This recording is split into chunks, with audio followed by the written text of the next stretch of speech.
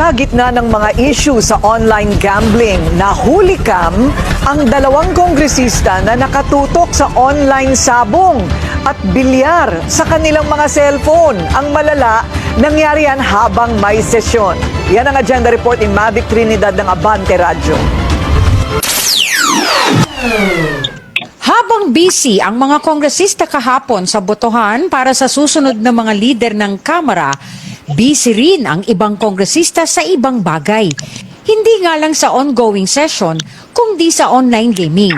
Online sabong at bilyar gaming sa kanilang cellphone ang pinagkakaabalahan ng dalawang kongresistang ito. Tila ito ang pampaalis inip ng dalawang mambabatas dahil sa dami at haba ng proseso ng botohan kahapon sa pagbubukas ng first regular session ng 20th Congress. Pero ang tanong, sila nga lang bang dalawa ang busy sa paglalaro ng online gaming?